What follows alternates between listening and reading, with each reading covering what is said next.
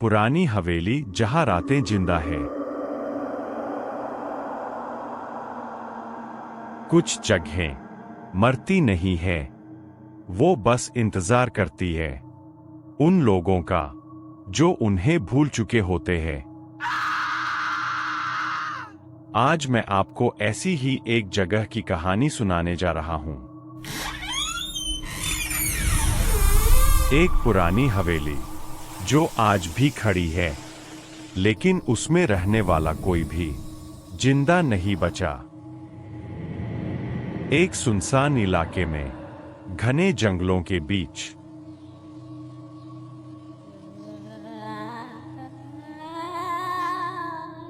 एक हवेली है। गांव वाले उसे काली हवेली कहते हैं। दिन में वो बस एक टूटी फूटी इमारत लगती है, लेकिन रात होते ही उस हवेली में खिड़कियां खुलने लगती है, जबकि वहां कोई रहता ही नहीं।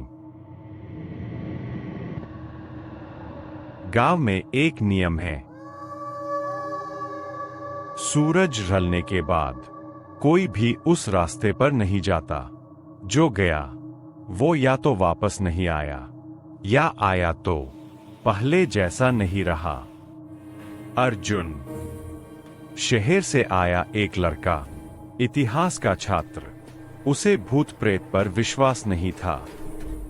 उसने सुना था कि इस हवेली में आज से 70 साल पहले एक पूरा परिवार एक ही रात में मारा गया था। कोई लाश नहीं मिली, कोई सबूत नहीं, बस चीखों की आवाजें। अर्जुन ने फैसला किया, मैं रात में हवेली के अंदर जाऊंगा। गांव वालों ने मना किया।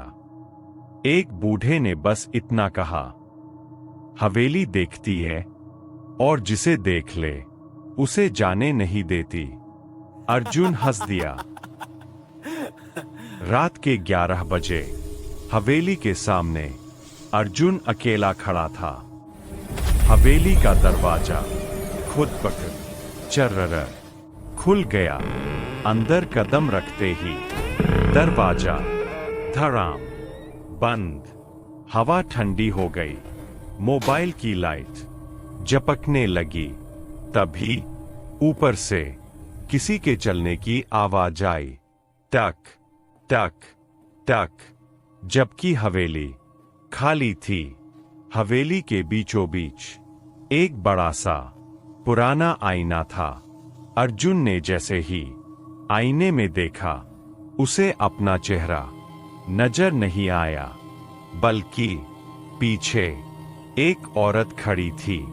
लंबे खुले बाल, खून से सनी साड़ी और गर्दन 180 डिग्री मुड़ी हुई।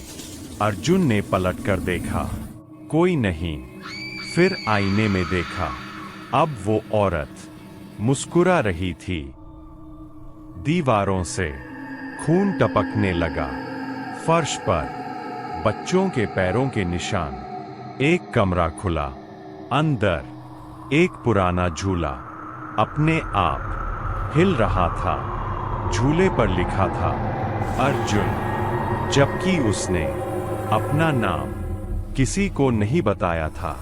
अर्जुन को पता चला 70 साल पहले एक जमींदार रहता था इस हवेली में। उसने अपनी पत्नी और बच्चों को हवेली में जिंदा दफना दिया था, और उसी रात उसने खुद को आईने के सामने फांसी लगा ली थी। तभी से हवेली नई आत्माएं ढूंढती है।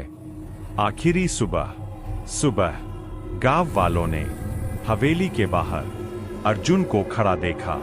आंखें खुली थीं, पर पुतलियां नहीं थीं। वो मुस्कुरा रहा था। उसके मुंह से बस एक लाइन निकली, अब हवेली पूरी है। और तभी हवेली की एक और खिड़की खुल गई। धीमी डरावनी आवाज, अगर कभी रात में किसी पुरानी हवेली से आपको कोई बुलाए, तो याद रखना, वो आपको अंदर नहीं बुला रही, वो आपको रोक रही है। ताकि आप कभी बाहर न जा सको।